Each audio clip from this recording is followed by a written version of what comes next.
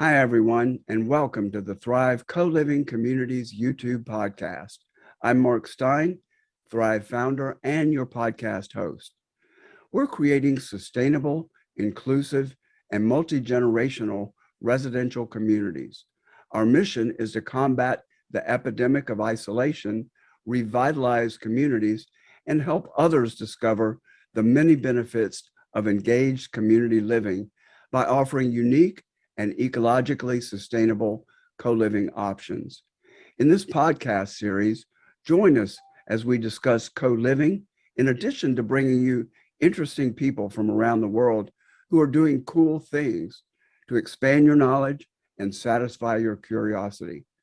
Through this podcast, learn more about our concept and see how Thrive co-living communities will bring together people from all walks of life who want to enjoy the best of independent and group living. To find out more about us, please visit our website at thrivecolivingcommunities.org. Thanks for watching and enjoy the podcast. Hi, everybody, and welcome back to the Thrive Co-Living Communities podcast.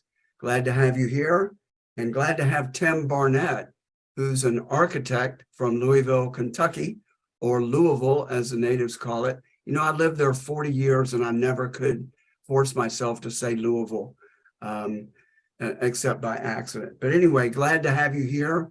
And we're going to talk a little bit about the Thrive Project and also just his business in general and architecture and the trends that he sees happening today. So, Tim, glad to have you with us.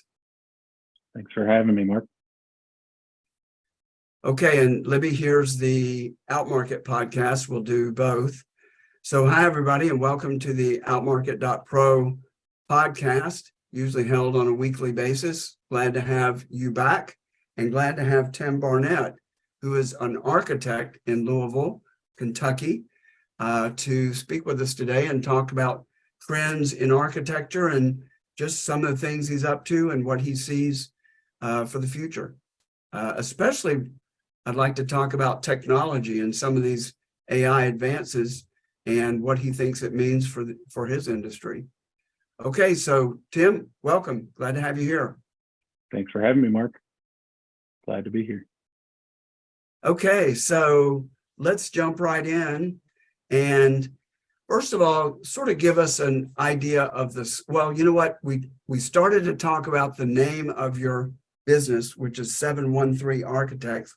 And I asked if it was a zip code, which a lot of people do put into their businesses these days. And he said no, and he started to tell me a story, and I held him back so he could tell it for all of us. So how did you come up with 713? Long story short, basically what ended up happening is I wanted to build a design firm around a collaborative environment. And so I did not like the idea of my name's on the door policy. As we continue to grow, I wanted us to grow with our partners and our staff. But all that being said, I did want to tie the business back to my wife and I when it was founded. We were set up on a blind date, and by coincidence, it was on a Friday the 13th in July. And so I always thought that was kind of a fun, ominous story. And so that 713 is tied to July 13th, which was our first date on a nice Friday the 13th. So. Great. And you didn't sign yourselves up for bad luck going forward, I assume. Well, I don't know. I mean, if you set that bar low for all bad luck, then I guess that all we can do is succeed. You know, I like the stories that people have about how they get married, like bungee jumping, roller coaster rides, that sort of thing. I always think that's an ominous beginning to a marriage. Skydiving, those sorts of things. But anyway, so, okay, talk about a little bit about your firm, your focus, a little bit about how you got there. Yeah, absolutely. So we've been in business a little over 5 years. We have a very, very diverse portfolio of project types that we go after. And a lot of that has to do with one, just, kind of as projects continue to roll in, clients come our direction or are referred to us, kind of puts us into some different fields. But the other piece to it really, and the underlying factor for me, is as an architect, we're truly creatives at heart with a background in construction knowledge and building systems design. And so the creative art to it to me is, I always just like the challenge and the kind of variety in project types. And so because of that, we really push very hard to find that diverse portfolio or the diverse client groups, so that we can continue to grow. I think one of the things that has a tendency in architecture in today is most firms will pigeonhole themselves into very specific business entities. And I think really what it does is it starts to limit the ability to grow and find new ideas, creative ideas for each entity, whichever one it is, because you're limited to kind of that tunnel vision. Where for us and our diverse project kind of project targets, it allows us to learn from each of our groups and each of our operator systems and utilize what we learn in different fields. And not just repurpose the same old concepts. Like if a company focuses exclusively on medical, that's pretty constraining. Or worse yet, I'm sure there are firms that specialize in parking garages. So you got very little. I guess you still have some creativity with different lot sizes and those sorts of constraints, but I get it. And you do.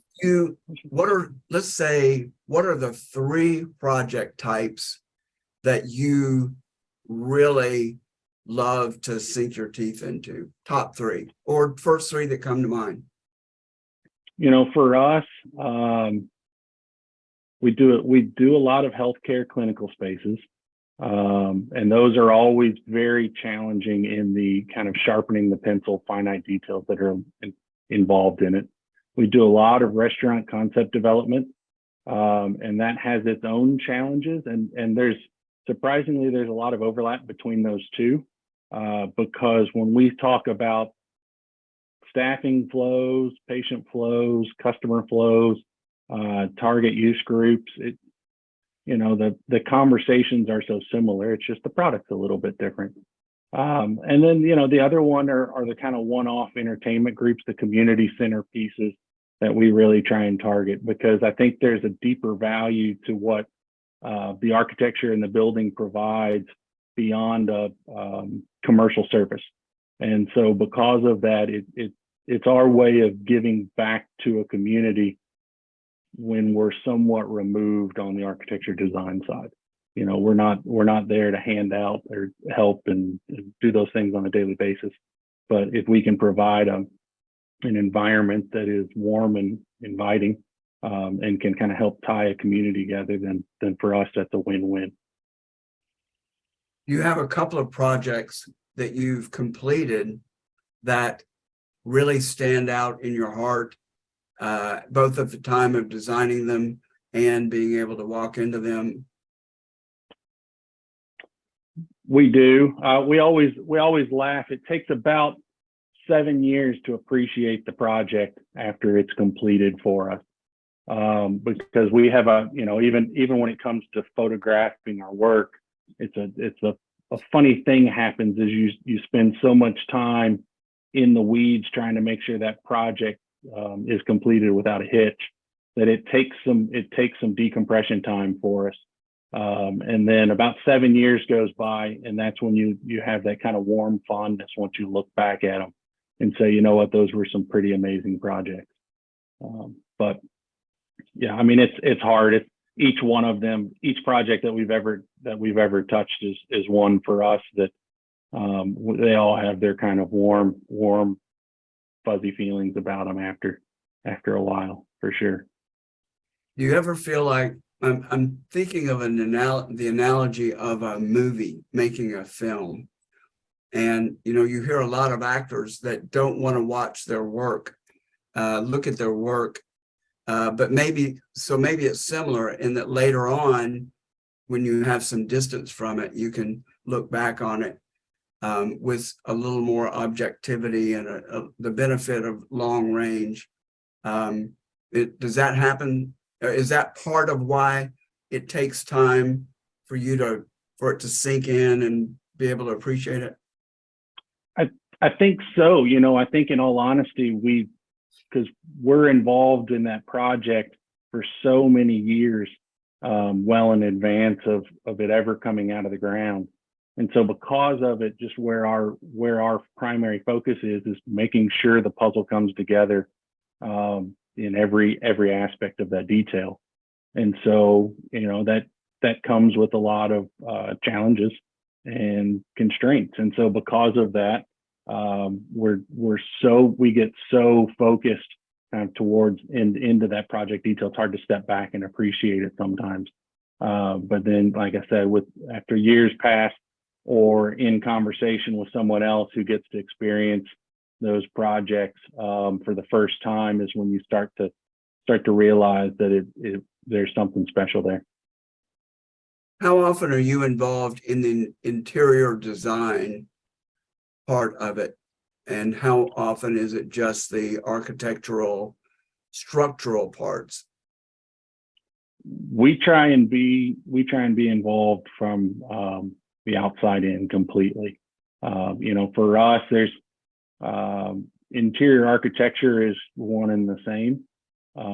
And so, now we'll occasionally, depending on the project type, have interior designers that also kind of help kind of polish that finished image. But, for the most part, we look at it as the building design is the architecture.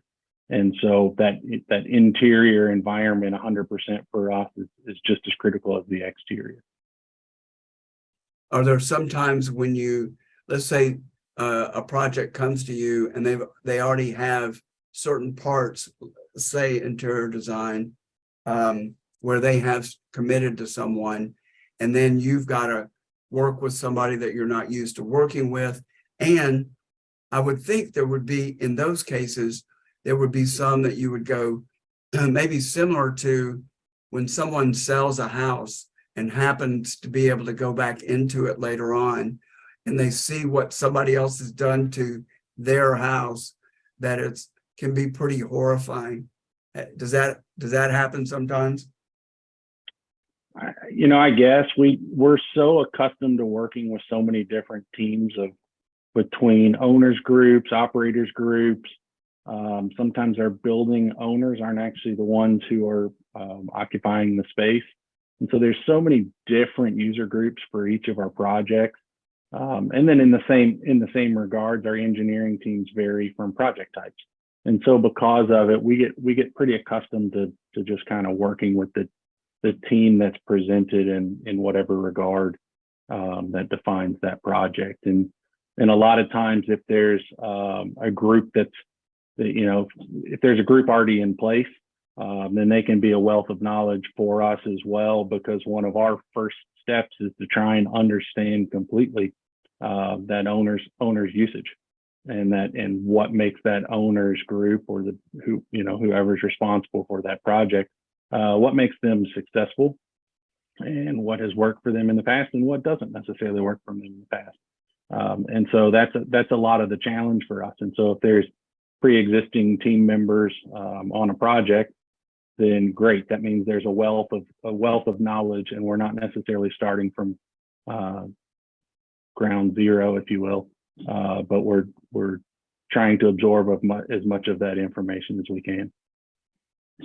In an earlier conversation, we've talked a little bit about the Thrive co-living project, and it sparked some interest. Why don't you talk just in general or conceptually what it is about that project that is appealing to you? Yeah, I think it's intriguing to me. Right now, I think there's a huge focus on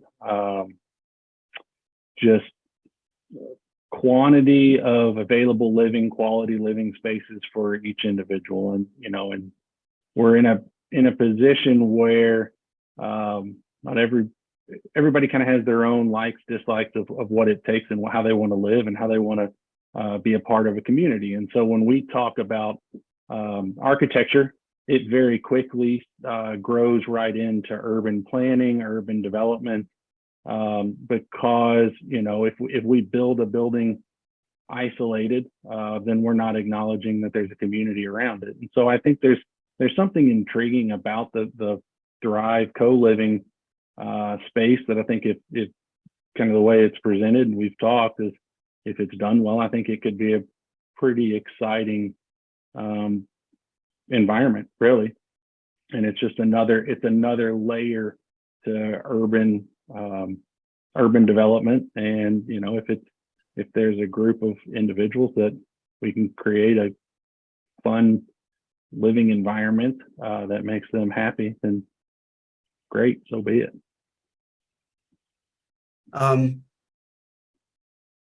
What do you see in terms of interest levels in sustainable energy efficiency types of living?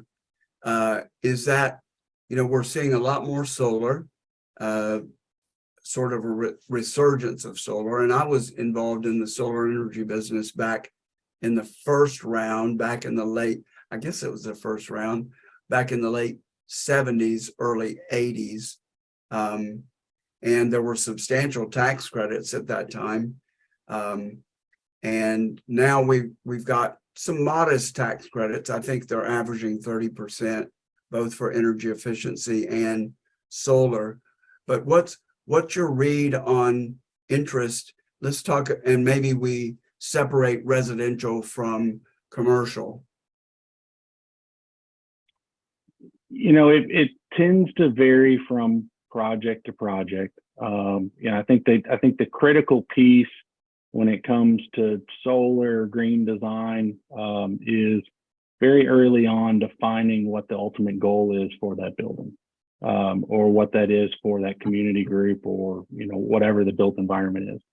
Because I think the one thing that would do the entire project justice is not defining kind of what the target audience is and wants to be.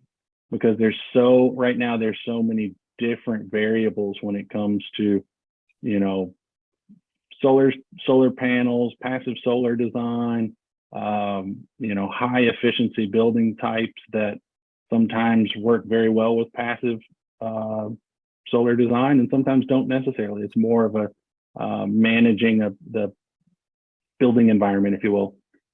And so a lot of the green design that comes up is it's got to be kind of hashed out very early on in the project to make sure that everybody's, one, on the same page, and two, you know, the investment in order to make those systems work takes, one, there's some financial implications to it, but then on top of it, it's just a function of the end user groups, because the last thing you would want to do is design a system that is so complex that the end user groups, one, can't afford to maintain it and utilize it, or it's just too complex to understand how to make it work effectively. And so the last thing you would want to do is design in a system that gets abandoned very early on and they never reap the benefits from it. But in the overall scheme of things, you know, just even every day, building systems, building types, building construction has evolved so quickly in what we can do and how efficient we can design our buildings just in kind of average construction today.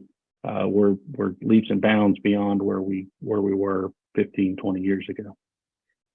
And materials, I watch YouTube programs on different materials, especially for residential construction.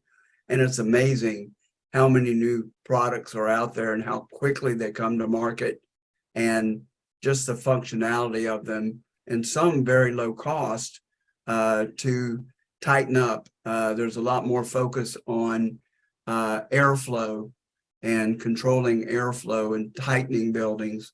And then on the other, as a consequence, getting good air circulation and air quality as a result. But the materials seem to be coming onto the market and growing just exponentially. Do you find that, and is it hard to keep up with these developments? It is. There's certain materials that people tend to gravitate towards. And there's other new materials that are slower for individuals to adopt on a residential scale. And a lot of it has to do with the ultimate goal is creating an environment that somebody wants to spend large amounts of their time occupying. And so, that's part of kind of that interior exterior architecture philosophy of designing a space that is usable, green, but also comfortable and inviting to anyone using that space. Does the concept of permaculture come up in any of your discussions? Is there, I think the level of awareness and interest in energy efficiency, solar, those sorts of things, my sense is it's growing, but the concept of permaculture, the connection of things, the relationship of people to place, and to surrounding plants and animals and minerals, that awareness of that seems to be a little lower and lagging. Is it ever a discussion on your radar with your clients? Only one time did it really come up, and it was we were talking about potential indoor greenhouse farm situation. But outside of that, it is not a very common conversation piece. It's usually lower on the scale. And do you have any particular attractions to the concept? Does it appeal to you? I think we would look at it as if it holistically blended with the concept as a whole, and we can make it work for the concept. Is really kind of how it plays. For us to focus on one particular concept, if it doesn't play nice with the other implications of the other things that everybody wants to accomplish, that's really the challenge. And so, even when we talk built environment and having a free air through an environment, through a building, versus it being a kind of the quote unquote sick building where it's completely enclosed, a lot of it really has to do with the environment and where that building is located.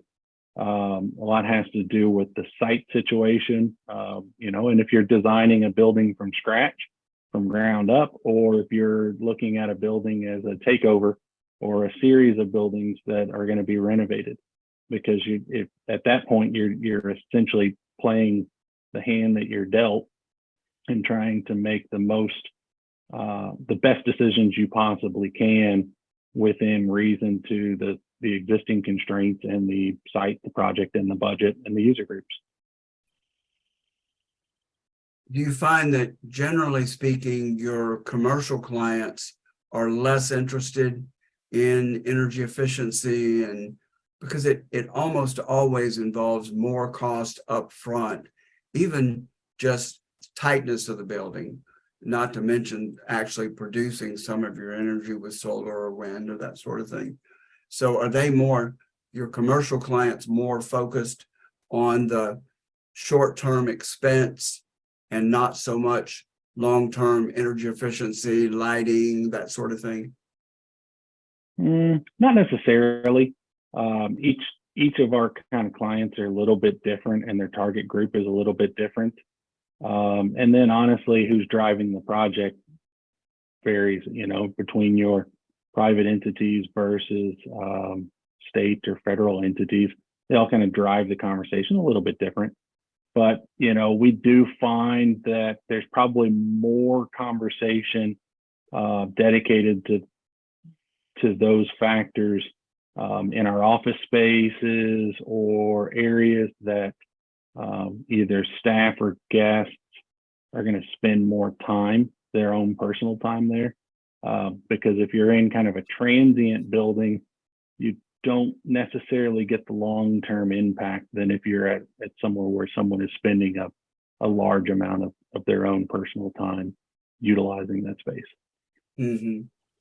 You know, I'm down here in the Tampa Bay area, and I've noticed almost every Chase Bank branch has photovoltaic panels on it, and they may be north, east, south, and west sides of the roof, which, as an early solar person, it doesn't make much sense to me. But anyway, I've been impressed that as many of them as I've seen, have had it. Let's shift and talk a little bit about probably a topic that you don't discuss a lot, and that's appliances. And let's just talk residential for a little bit. It seems like there has not been a lot of work done to make basic home appliances more energy efficient, with a few exceptions. I don't think refrigerator technology has changed that much. What do you see? For example, most solar firms focus on the current energy needs and the current appliances, rather than focusing on what are the most, can we reduce the energy consumption to the point where we really can make the solar, wind, if it's appropriate, work optimally and to take care of most of the needs. Do you have any thoughts or experiences about appliances and their evolution in terms of energy efficiency? I don't know that we see it all that dramatically, other than it's the evolution of technology in that realm. Appliances in general have gotten, heating, water, conditioning spaces for refrigeration have gotten more efficient over time. But I don't know that I don't know that we quantitative it or put it in any kind of like source that rationalizes the building. I think the challenge in pairing home appliances with solar collection is, Tampa might be a little bit different for sunny days, clear skies, but really one of the biggest challenges for a long time was, the inconsistency of power energy generated from solar. And so, basically where there's a huge focus is how do you store that? You're either putting it directly back into the grid and trying to maximize your energy credits, or you've got to find a way to store that energy on site. And so I think that's where you're starting to see so much focus on battery technology, which basically gives you the ability to collect that energy in peak hours and then distribute it throughout the house. So the hard thing on an appliance is they don't like inconsistency of power. And so they want to work as efficient as they possibly can, so that they're not taxing their systems internally. And so you've got to be able to harness those natural resources when available and be able to distribute them throughout the building in a comfortable manner.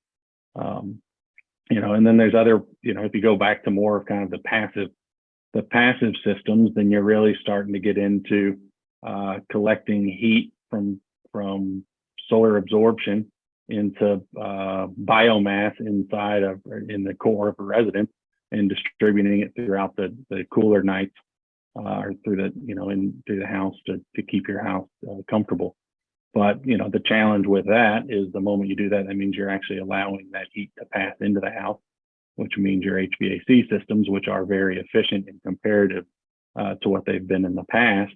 Now you're kind of competing against yourself, and so it's a function of kind of setting those parameters early on and saying, do you want to heat, cool, manage your living conditions passively, where it's part of the built environment, or do you want to do it mechanically, where it's part of an HVAC system? That's one area where there's been quite a bit of development, and Tesla has been working with HVAC since the Model 3, and I think they're working on a home HVAC system and commercial. But heat pump technology, especially mini splits, I've had some experience with those for heating smaller spaces. And there seems to be some bleed through. I've seen, as I've been researching for the most energy efficient appliances for Thrive and just general interest, there are heat pump dryers out there. There are heat pump water heaters, and they're from what I gather, both of those take about 30% of the energy that a non-heat pump variation would have. So, and Tesla, let's see, Tesla's dealing with on transportation, I think is 15% of total energy use. And I believe HVAC is another 25% there. And HVAC, I think is 40% of all energy usage. So I think they're going to have some breakthroughs. One appliance that is intriguing to me, and I haven't tested it out, are induction cooktops and induction stoves. Do you have any experience with them? And I think they take a lot of energy right at first, and then, but overall, less energy. Are you familiar with induction stoves? Just a little bit. They're very good at boiling water quickly. So the art to the induction is that they provide heat at source. And so you don't have the waste. So if you turn on a gas burner, in theory, that heat created from a gas burner is wrapping around your pan or your pot. And so it's being wasted effectively. And so an induction burner is very focused on that individual, whatever cooking element that it's going to. So there is some efficiency there. The other thing is there's some safety that goes into it that can be very nice. But your foodies will probably argue a gas stove is night and day better when it comes to food quality. But I think I haven't paid much attention, but I've seen some things on the periphery about air quality concerns and gas stoves, maybe water heaters too. Are you familiar with any of that discussion? It's sort of been on my periphery. No, I mean, all I know is there's certain areas that are starting to discuss limiting, gas appliances, but beyond that, nothing in particular. And the safety issue can be very real. A friend of mine rented a new apartment, and they had a cat that turned on the stove. I don't remember the details, if he flipped the button or whatever, but they had a paper plate on the eye of the stove, and it burned not just their apartment, but several in the building. And they had just moved in. They were not the most popular neighbors or former neighbors when they had to move out. So you can just take the pot off, put your hand on it, and it's barely warm, as I understand it. It's pretty impressive. And the other thing that comes into play too, especially if you're talking cohabitating spaces, that kind of stuff, we see it a lot in some of our senior living centers that we work with. It also gives, the electric systems give you the ability to toggle if that system is on or off. And so when you have kind of a variety of inhabitants in any kind of it, so thinking about Thrive, where you've got a diverse population within the building, sometimes it might give you that ability to manage what each individual unit is capable of. Whereas on a gas stove, you're always going to have that gas available with a pilot light. And so you're at the mercy of that each individual inhabitant understanding and managing when those systems are in place, where electric systems, they're easier to be able to manage and toggle off from afar. You know, for every field, there's an emerging, a discussion of emerging technologies, techniques. Given that I'm nowhere near your field, what interests you the most in terms of techniques, technologies? What's on your nightstand that's work related? I mean it figuratively, of course. What are your passions and interests in your field right now? You know, I think for us, we probably spend more time talking about the people that are working with the technology than the technology itself. And so a lot of times that comes into play when you're looking at, you know, how skilled, how trained does each employee need to be in order to do that particular position? And what does that technology allow them to do better, faster, more efficient? Or, you know, and, you know, in certain cases, how can they provide, does that allow them to provide better care or better customer care? And so that's a lot of the conversations is, for us, is the technology is always kind of ever changing. It's just how can we utilize those advances in order to provide the service that each of our group wants to provide. And so I think about it even like in a restaurant system. You know, a stove can do so many things, and it can be great and efficient and have recovery heating and all of those things, and not lose when you open it, or an oven when you don't open that door, and it protects all that, you know, that heating cabinet.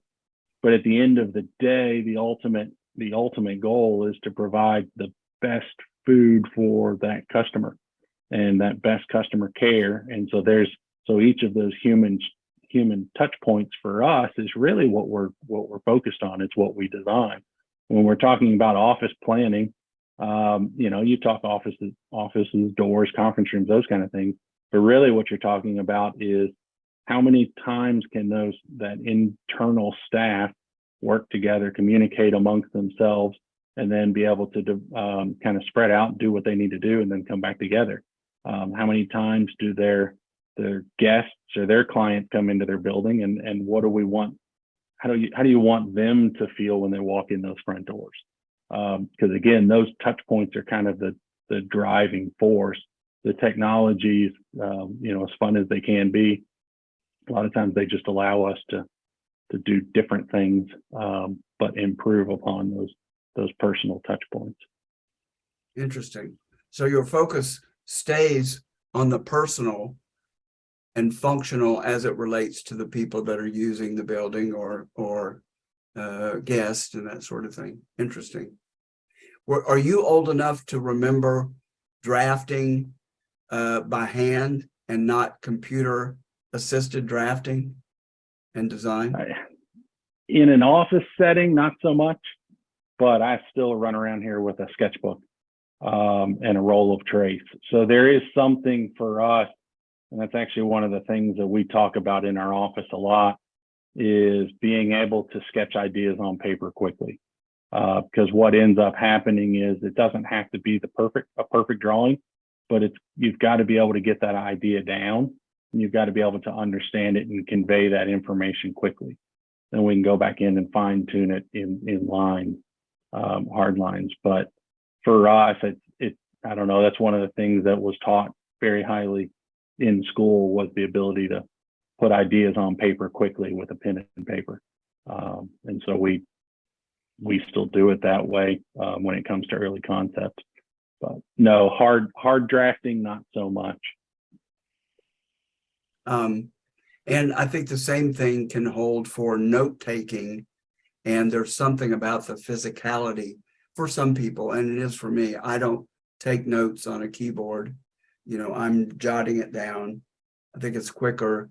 And there's probably something about the not dexterity, the physical act of putting something on paper that is just different. So I get it. What I know I'm a visual person, to be honest. And so 9 times out of 10, I can't remember what I wrote, but I can almost remember the vision of what I wrote. And it's like, good and bad and test taking skills is I can't remember what the note said, but I can picture it and then figure it out in my head. And so I find that very much. So if I type it, it just, goes in one ear out the other kind of thing, and it doesn't stick. But if I hand write it down, it's stuck in my brain for a long time. So yeah, same here.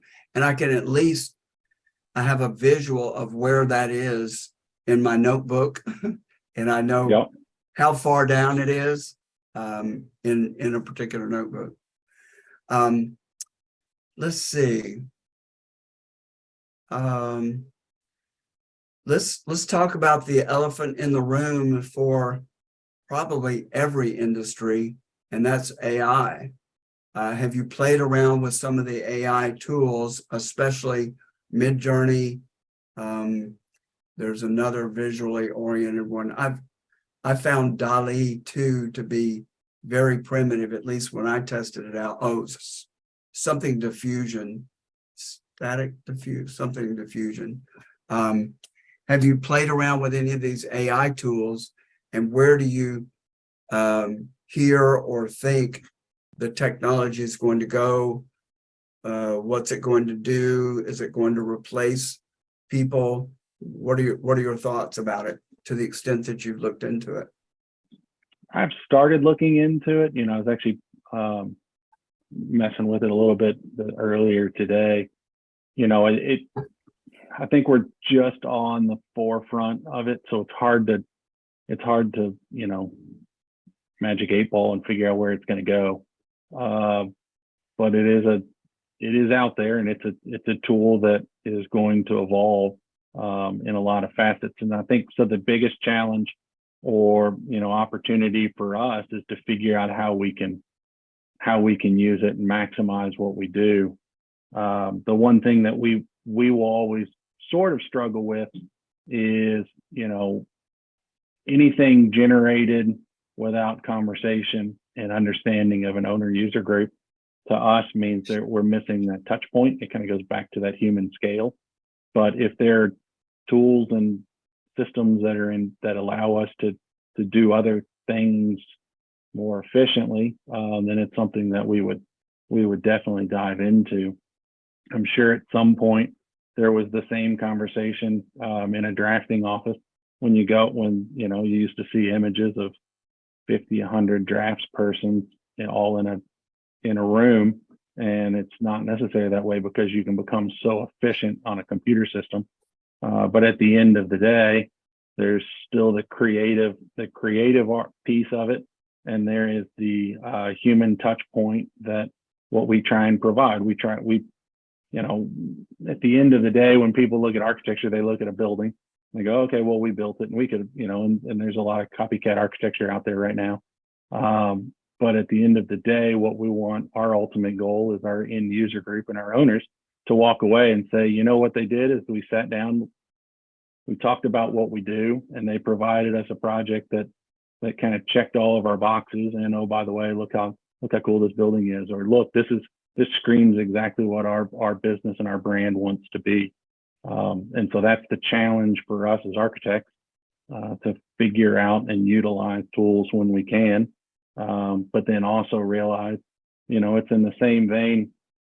You can Google about anything out there, and we talk about it all the time in our office, which is when we're sitting down trying to come up with an idea, close your eyes and run through the list of challenges that you're trying to accomplish. Don't go on to Google and look for images, because the moment you do is the moment you'll just copy something someone else has done. And so that, to us, isn't really the solution. That's not design architecture, that's copycat. And so we spend a lot of time focused on trying to understand what the challenges are presented from our clients and trying to find that creative, fun solution for them that works for them, works for their budget, and provides a solution that they're happy with. And so that's the challenge. So, I don't know, maybe AI has the ability to do that in the future. But if so, then it's just a matter of how can we kind of continue to push the envelope. I think that's the other unique thing with building and building materials, is as they evolve and as they continue to improve and allow different things, 3D printing buildings, those kind of things. Like, we're kind of scratching the surface right now, but if it becomes another tool in our kit of parts that allows us to do new, fun, creative structures, then why would we hold ourselves back? And so that's kind of the unique piece to it, so that at the end of the day, our building we like to think of it as our building is a sculpture, and they don't always necessarily, read that way, but they're checking a lot of boxes, and they're trying to do a lot of different functions beyond just a rectangle. Mm-hmm. From my playing with it just a little bit, and I don't seem to get the time that I'd like to spend doing it, I think it's going to be a matter of using words. Still will be very important. All the preliminary work, the consulting work, the discussion with the users, all that will be just as important if you're going to have a successful project. I think the change will be that instead of going directly to drawing and design, that you'll use words to generate those drawings. And then the prompting, which I think we're really at the primitive stages. I've struggled with coming up with the appropriate prompts to get the technology to create what I want it to create. So I think that there are going to be experts, prompt engineers that specialize in how to get these tools to work based on certain words. But it may be that you're doing less drawing and more dictation to get to the image that you're looking for. I can also see how it could be really helpful for prototypes and that sort of thing, going through iterations of it. But one challenge I can see is, at least in my work in marketing, I find that there's a real divide between those who are graphic artists and visually oriented, and those that are more left brain oriented and word focused, text based and focused. And a lot of times those people that focus on one side or the other have challenges with the other side. So especially I find that graphic artists in the marketing realm have challenges with spelling, sentence construction, and that sort of thing. So it may bring up that divide, because I would imagine that, well, there are probably some architects that are more left brain and approach it more left brain, and some more creative design. You have to pull them all together at some point. But I would think that might bring out some weaknesses in one side or the other. I don't know, just some early perceptions. Possibly, it has the potential to be the next industrial revolution. So, who knows at this point? But the way we would look at it is, what tools does it allow? What does it allow us to do? What's that new tool? How do we improve upon it? And are there benefits? Yeah, yes, no, maybe, I'm sure.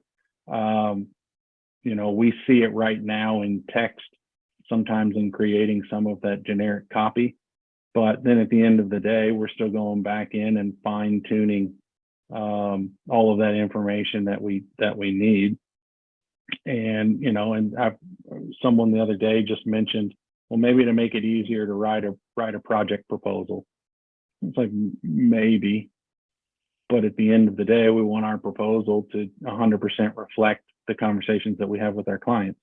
So in order to do that, by the time I put in enough text in an AI system to make it say exactly what I want it to say to reflect our conversations, then by that point, I might as well just write the proposal the same way I do.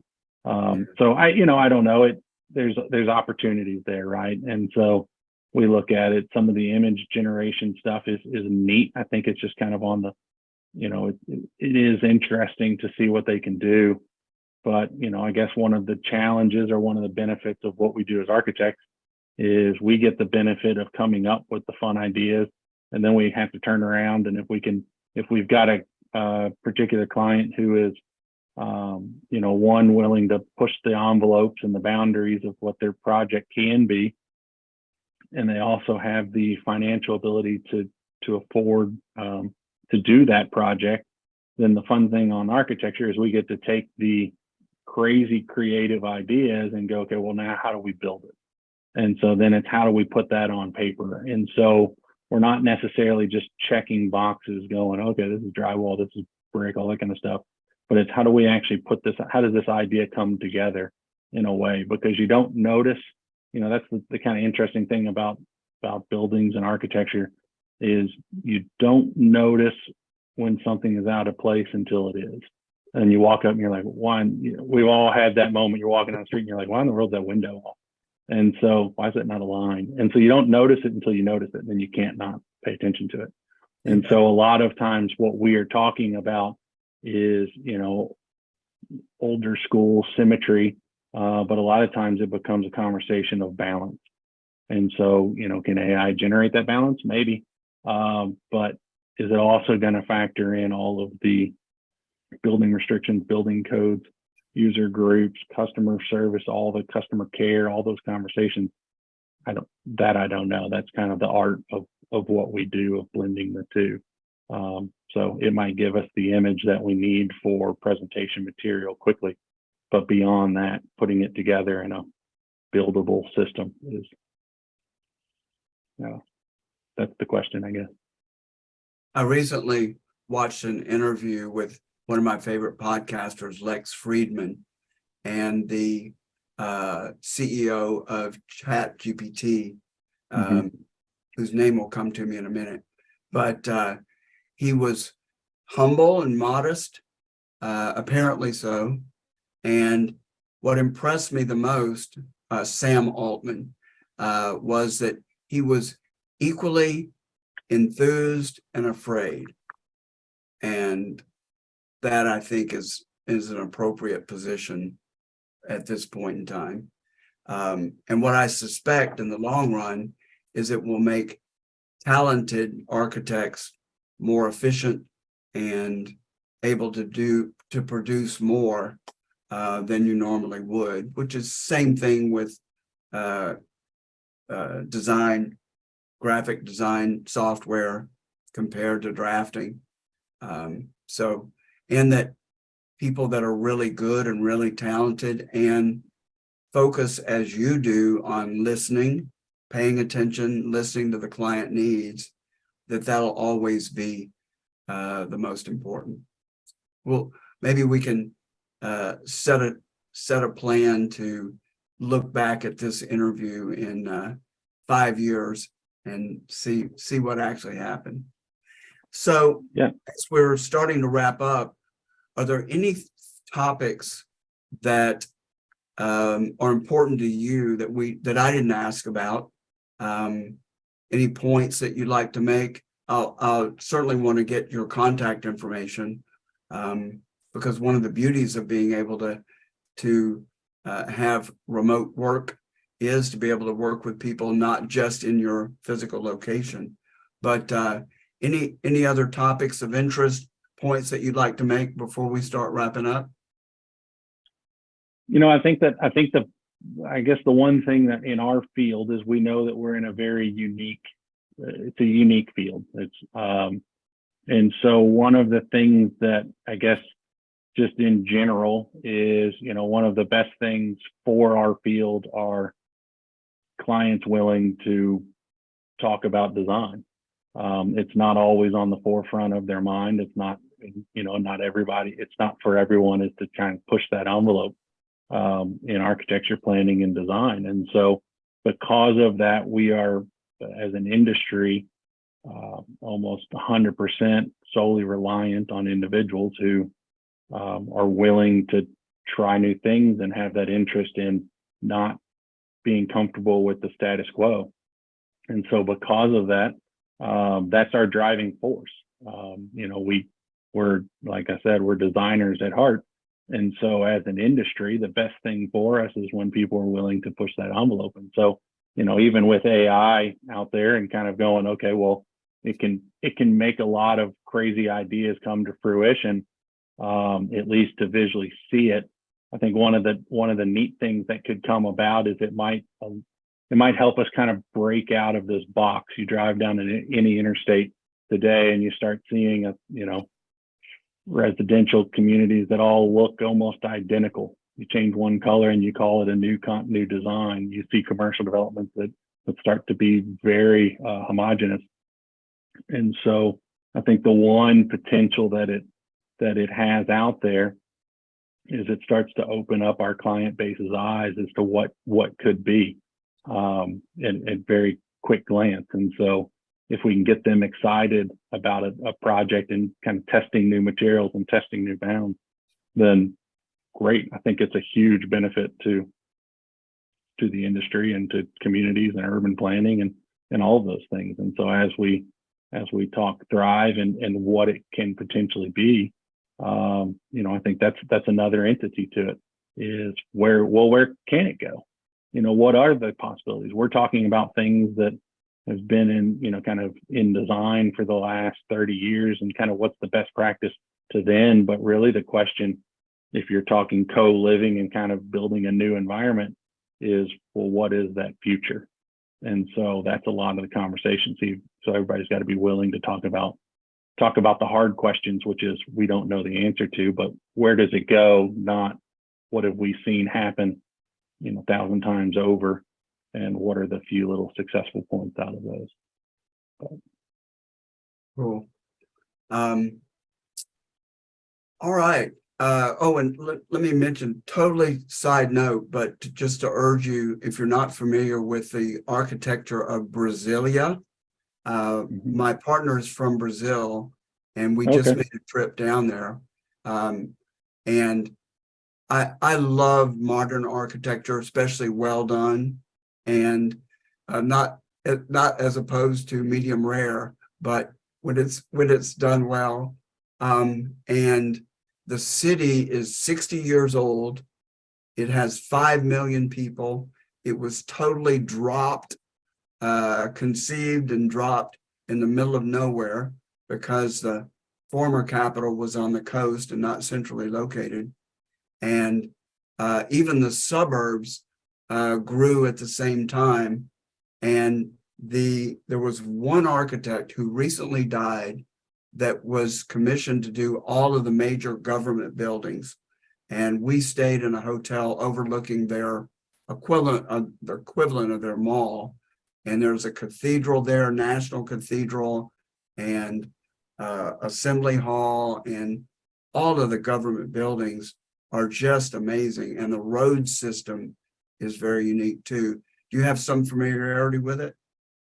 A little bit. Well, I would urge you'll have to share me some pictures though. Okay. It's really cool.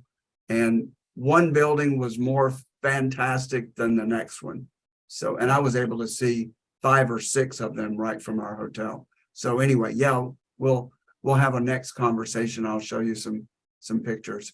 So if someone really is connecting with your approach, your philosophy, your vision, and I think you did a great job in communicating that and what's important to you and your firm, how can people best get in contact with you? Website, email, phone? Sure. Website is 713architects.com. Email, probably the best one would be inquire@713architects.com. That's probably the best way to get a hold of us quickly, and you can reach out to me. and we go from there. Each project is unique, and we try and kind of capitalize and appreciate the uniqueness of each individual group and client and project. So we do what we can. Awesome. Well, I really appreciate the balance that I'm hearing from you on, because it is an art and a science, and I hear a really good balance of focus on both, and also customer service, which I think, and customer focus, which I think has been lacking in the near term. And so I think it's going to become more valuable, that focus on client input and really giving a client what they need. And we'll certainly have more communications about the Thrive project. Thanks for everybody for tuning in to the Thrive Co-Living Communities podcast. Excellent guest today. I really appreciate Tim being here and sharing his visions and knowledge and experience. So be sure to tune back in.